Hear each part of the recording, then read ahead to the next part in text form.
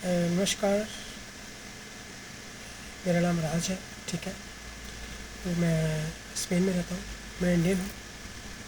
काफ़ी दिनों से मैं देख रहा हूँ जंतर मंतर में जो चल रहा है, जो हिंदुस्तान में चल रहा है, वो बहुत ही दुर्भाग्यपूर्ण है।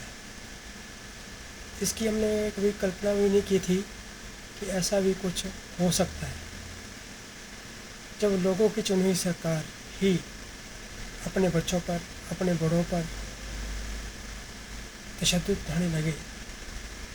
इसका मतलब ये होता है कि कोई तानाशाह जो है वो अपना ही राज चलाना चाह रहा है।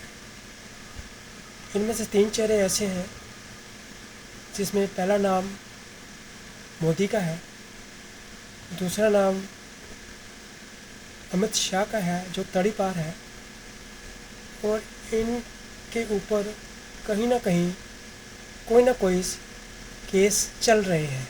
ये सारे दोषी हैं, गुनाहगार हैं। ये हिंदुस्तान की बदकिस्मती है कि अंग्रेज़ों के बाद इन्होंने ही हिंदुस्तान को बर्बाद करने में कोई कसर नहीं छोड़ी। और ये लोग टेररिस्ट हैं, आतंकवादी हैं।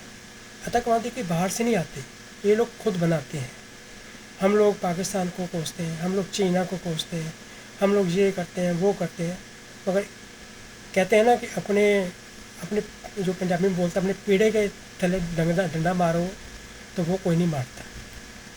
ठीक है ना। तो इसलिए इन भ्रष्ट नेताओं को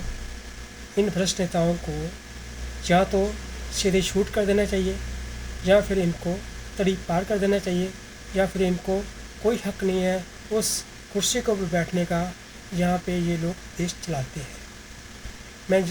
मैं स्पेन में रहता हूँ।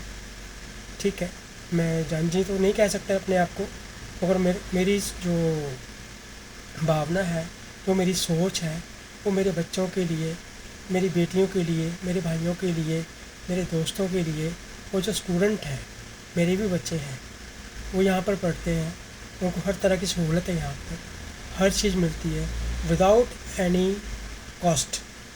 सब कुछ यहाँ पे मिलता है। हम लोग हिंदुस्तान को छोड़कर बाहर क्यों आते हैं? इसलिए आते हैं कि हमें हिंदुस्तान में वो सब कुछ नहीं मिल पाता जो हमें यहाँ पे मिलता है। ठीक है, मेरे पास नेशनलिटी है, मैं यहाँ का नागरिक हूँ, मगर जो मेरा दिल है वो हिंदुस्तान के नाम से ही धड़कता है।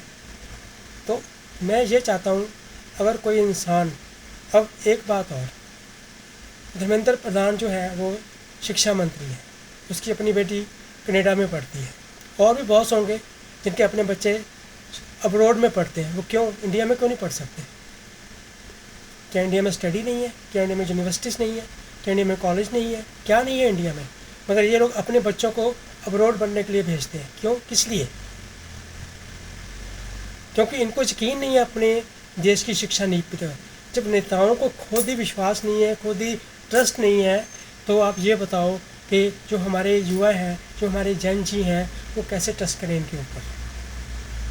ठीक है, तो ये मैं भी चाहता हूँ कि हिंदुस्तान की राजनीति को बदला जाए।